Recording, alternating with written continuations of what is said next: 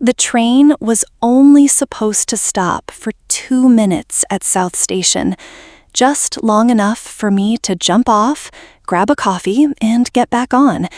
I'd still make it to Salem with an hour to spare before my sister's wedding reception. Then I saw her, a young woman struggling with a massive suitcase, panic in her eyes as she tried to board. The doors were about to close. Everyone just watched.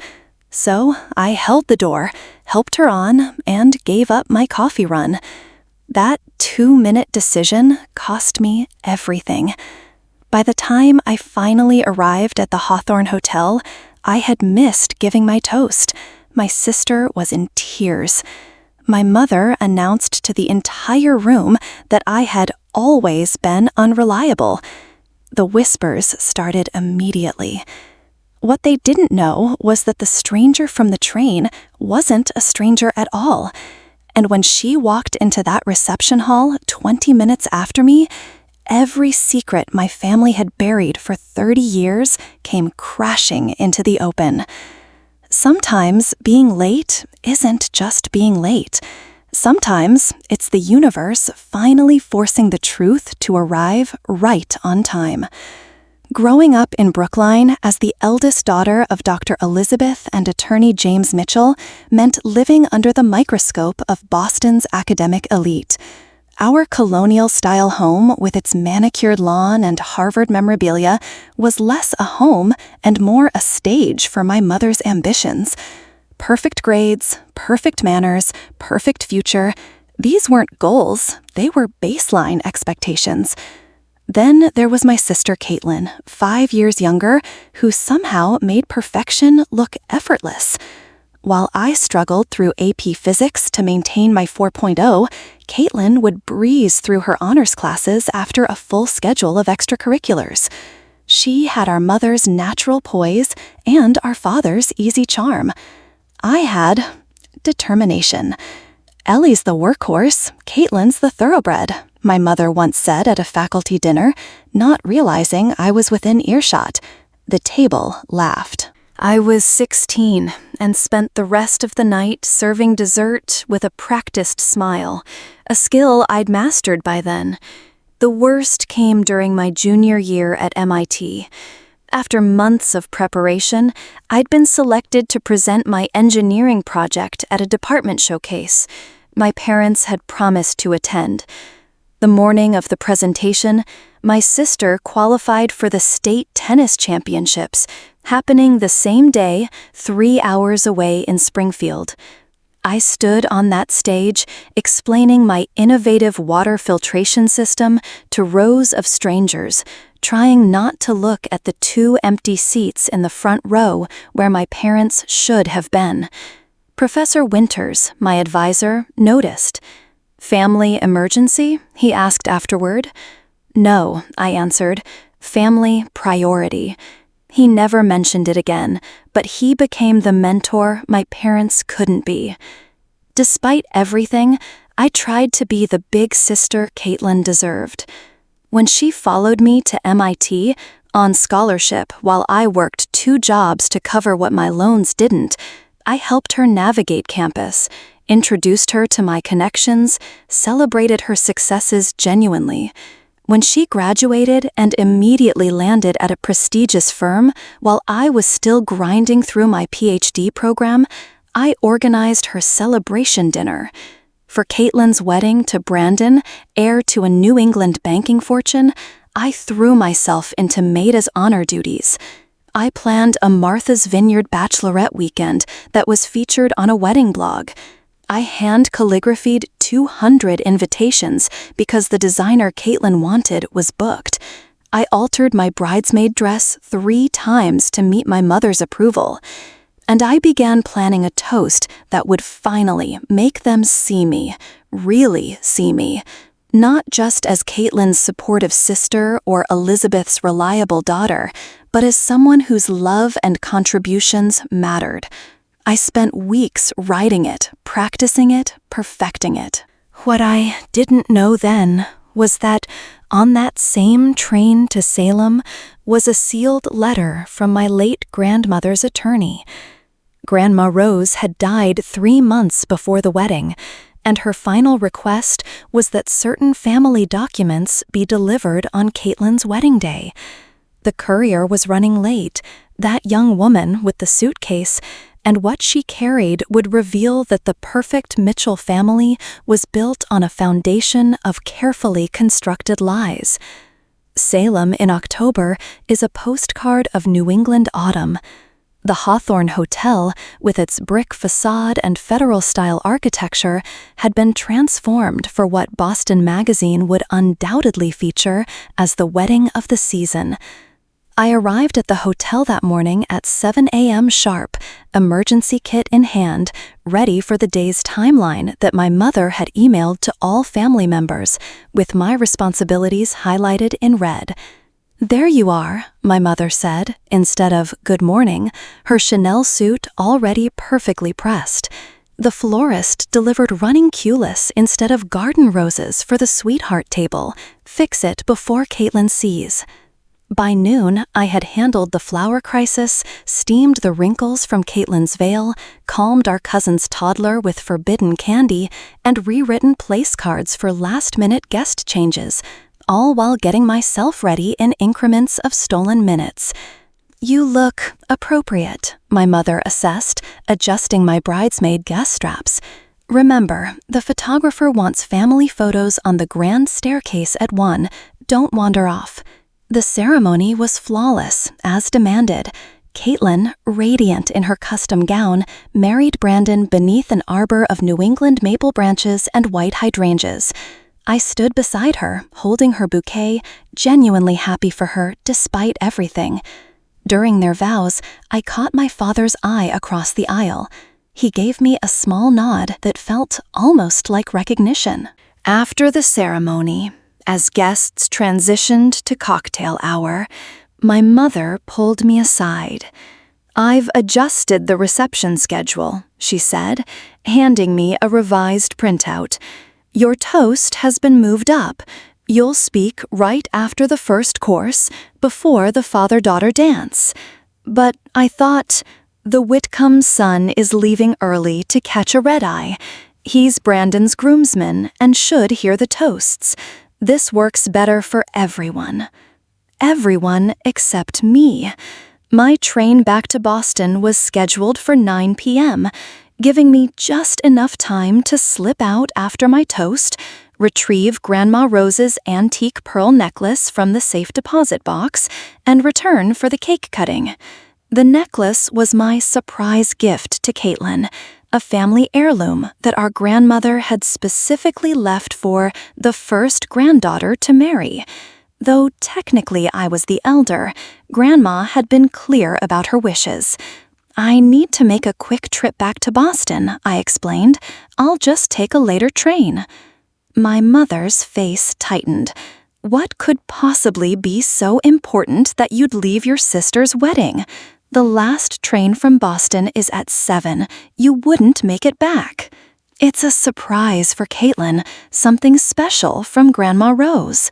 "Whatever it is can wait. I won't have you disrupting this day with your improvisations." She checked her watch. "The first course is being served in 20 minutes. Review your toast."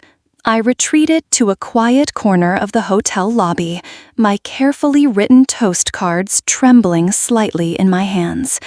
That's when my phone buzzed with a text from an unknown number. "This is Mara Jensen, your grandmother's attorney's assistant. I'm on the Amtrak to Salem with an urgent delivery for the Mitchell family. Train delayed in Boston, still coming. Your grandmother insisted this be delivered today." I hesitated only a moment before responding. "I can meet you at the station. What time?" 5:17 arrival. Look for woman with large brown suitcase. Document envelope marked Rose Mitchell for Caitlin's wedding day. I checked the time, 4:45. The station was a 15-minute walk. If I left immediately, I could make it back by 5:45, missing only the salad course. My toast wasn't until 6:30. As I slipped out of the hotel, my brother-in-law's cousin, Thomas, spotted me. "Escaping already, Ellie?" he joked. "Quick errand. Cover for me?" I asked. He raised his champagne glass. "The responsible Mitchell sister needs my help. This I have to see." What should have been a simple mission unraveled almost immediately. The train was now 30 minutes delayed. Then the Salem station was overcrowded with Halloween tourists. By the time Mara's train arrived, it was 5:52. By the time I spotted her struggling with her suitcase among the costumed crowd, it was 6:05. "Mara Jensen?" I called, pushing through a group of ghost tour participants. The young woman looked up, relief washing over her face. "Eleanor Mitchell, thank goodness. I was afraid I'd missed you." She handed me a sealed manila envelope. "Your grandmother was very specific. This was to be opened today at Caitlin's wedding." I thanked her hurriedly, already calculating how fast I could get back. If I ran, maybe I could still make it before... My phone exploded with notifications. 3 missed calls from my mother, 5 texts from bridesmaids, 1 voicemail from my father that just said, "Ellie, where are you? Your mother is..." before cutting off. It was 6:27. My toast time had come and gone, and I was standing in a train station clutching a mysterious envelope, about to become the family disappointment yet again. By the time I burst through the doors of the Hawthorne's grand ballroom, the first course plates were being cleared. My father was midway through his speech, his voice carrying across the room with practiced courtroom precision. All eyes turned to me as I stood, breathless, at the entrance. My mother's gaze could have frozen Salem Harbor in August. Caitlin's expression shifted from concern to embarrassment to anger in the span of seconds. I moved toward the head table, the envelope clutched against my navy blue bridesmaid dress, aware of the whispers following me.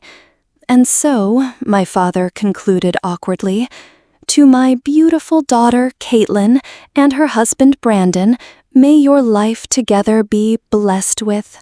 "I believe we're still missing Eleanor's toast," my mother interrupted with a tight smile, "though perhaps she's decided it wasn't a priority." The room went silent. 200 guests, from Massachusetts Supreme Court justices to Beacon Hill socialites, all witnessing my public shaming. "I'm sorry I'm late," I said, reaching the microphone. "There was something important I needed to..." "More important than your sister's wedding?" My mother's voice was quiet but carried perfectly.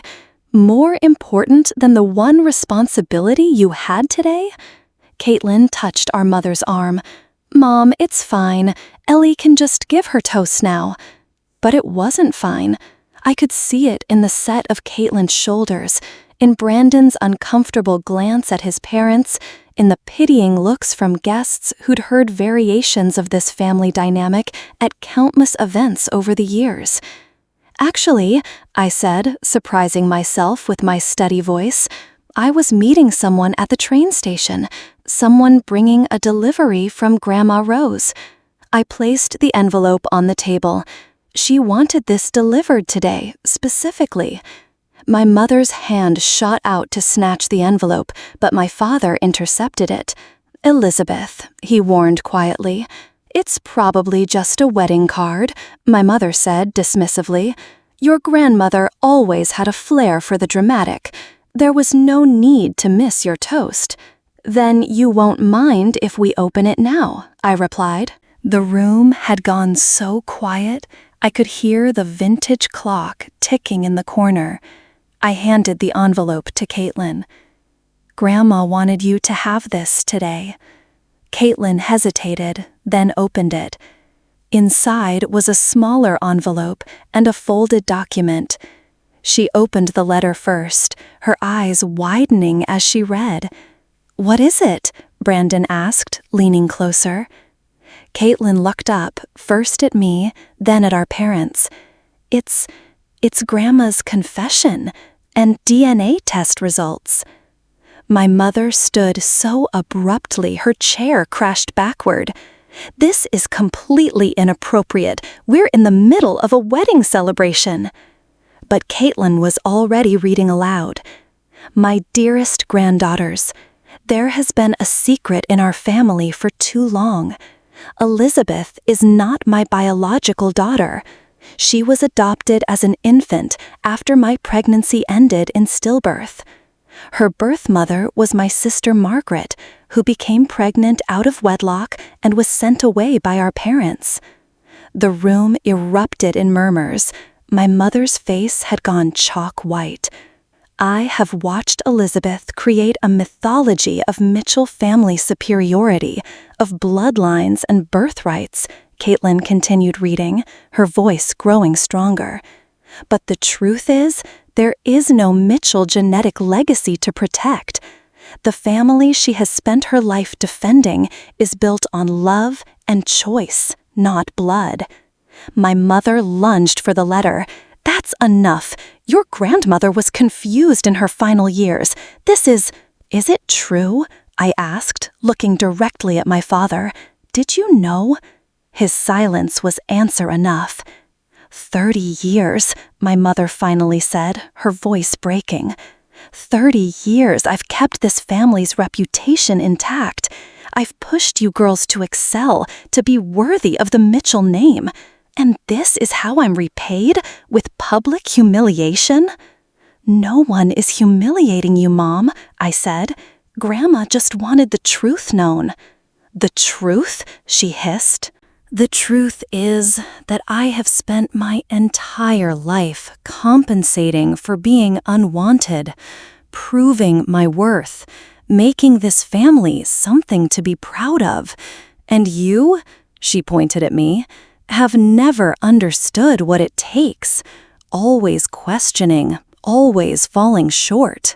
The words hit like physical blows, familiar wounds reopened in front of everyone we knew.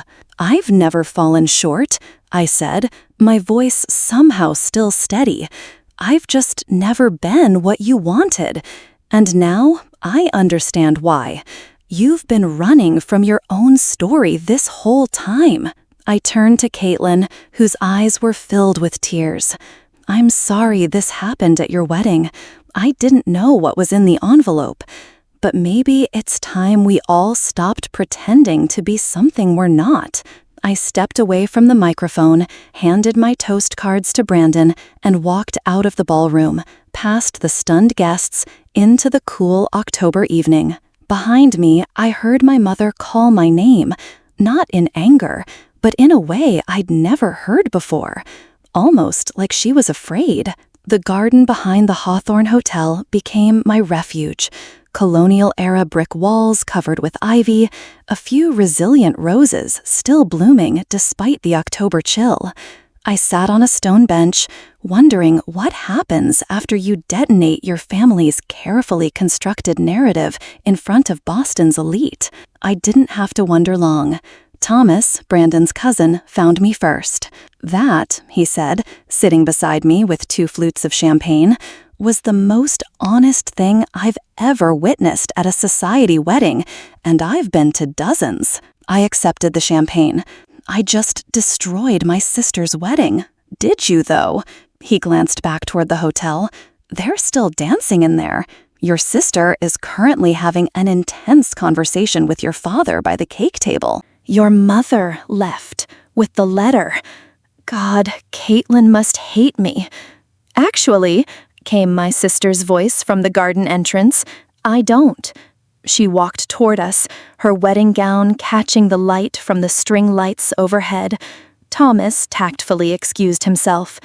"I should be furious," Caitlin said, sitting beside me. "This was supposed to be my perfect day." "I know. I'm so—" "Don't apologize." She kicked off her heels. Do you remember when we were kids and Mom would make us practice piano for those terrible recitals at the women's club? I nodded, confused by the change in topic. You were always better than me, she continued, but she would praise me and criticize you every single time. I knew it wasn't fair even then. You were just a kid. So were you. She smoothed her dress. After you left, Dad told me everything. How Grandma Rose made them promise never to tell Mom she was adopted. How Mom found out anyway, from snooping through Grandma's papers when we were little. How she spent her whole life trying to prove she belongs. I stared at my sister, seeing her clearly, perhaps for the first time. That doesn't excuse how she treated us, how she treated me. No, it doesn't. Caitlin took my hand. But it explains a lot, doesn't it? Why she was so obsessed with us being perfect. Why she pushed you harder. You look just like Grandma Rose, her real mother's sister. Every time she looked at you, she saw the family she wasn't born into. The realization hit me like a physical blow. All these years, I thought I wasn't good enough, but it was never about me at all. There's something else, Caitlin said, reaching into her bodice and pulling out a small envelope. This was with Grandma's letter. It's for you. Inside was a key and a note. For Eleanor, who has always understood that family is more than blood. The cottage on Cape Ann is yours. It was never part of the Mitchell estate. It belonged to my sister Margaret. It should go to the one who carries her spirit. Love, Grandma Rose. The summer cottage? I whispered, but that's where we spent the only peaceful weeks of our childhood, Caitlin finished, when Mom would stay in Boston for work, and it was just us and Dad and Grandma. A new voice joined our conversation, and me, sometimes. We both looked up to see the young woman from the train, Mara, standing awkwardly at the garden's edge. "I'm sorry to interrupt," she said, "but I thought you should know. I'm not just your grandmother's lawyer's assistant. I'm Margaret's granddaughter, your mother's biological cousin, which makes us family," I finished, the pieces suddenly falling into place. The familiar something I'd noticed about her on the train platform. The same eyes as Grandma Rose. "Did my grandmother know who you were when she hired you?" I asked. Mara nodded. "She found me 2 years ago. We've been corresponding ever since. She wanted the truth to come out, and she wanted the family to be whole again." As the night deepened, more truths emerged. How Margaret had gone on to marry and have another daughter who had Mara. How Grandma Rose had tracked them down after her sister's death. How she'd been trying to find the right moment to tell everyone, but my mother's resistance to anything that challenged the Mitchell mythology had made it impossible. Brandon joined us eventually, bringing cake and more champagne. Then my father, his face lined with regret and relief. The reception continued inside, but somehow our little garden gathering became the real celebration. Messy, unplanned, and absolutely perfect. My mother didn't return that night, but 3 days later, as I was packing my apartment to move to the Cape Ann cottage, she appeared at my door. "I don't know how to do this," she said simply. "I don't know how to be anything other than what I've been." "Neither do I admitted, "but maybe we can figure it out together." She noticed the packing boxes. "You're moving to Margaret's cottage." "I am, but there's room for visitors, even difficult ones." The ghost of a smile crossed her face. "I was so afraid of being unwanted that I never saw how much I was pushing you away." It wasn't an apology, not really, but it was a beginning. 2 months later, Caitlin and Brandon stopped at the cottage on their way back from their honeymoon. We walked the winter beach, 3 sets of footprints in the sand. "So, that toast you never gave?" Brandon asked. "What did it say?" I laughed. "I have no idea. I left the cards at the reception." "Actually," Caitlin pulled a folded paper from her pocket, "I have them right here. I've been carrying them around, waiting for the right moment." She handed them to me. I looked at my carefully written words, all those sentiments I'd crafted to finally win approval, and let the ocean breeze take them, one card at a time. "I think I'll just speak from the heart instead," I said. It's been a year since that lighting day. The cottage has become my sanctuary, and surprisingly, a gathering place. Mara visits often. We're working on a book together about Grandma Rose and Margaret. Caitlin and Brandon drive up from Boston most weekends. Even my mother comes for Sunday dinners now, though she still brings her own special salt because she doesn't trust mine. The truth didn't destroy us. It set us free, not all at once, but in small moments of honesty that continue to this day. Sometimes I think about that moment on the train when I chose to help a stranger and ended up late for my one responsibility. How differently everything might have turned out if I'd just stayed in my seat, if I'd kept playing my assigned role in our family story. I've learned that the most important journeys rarely follow the schedule we've planned. The most meaningful connections often arrive at inconvenient times, and sometimes being late is exactly how you end up right where you need to be. If you're struggling with family expectations or hiding pieces of yourself to keep the peace, remember, your truth matters. Your story deserves to be told. And sometimes, the family you build after the unraveling is stronger than the one built on silence. Subscribe for more stories about finding your voice and your place, even when it means missing a few trains along the way.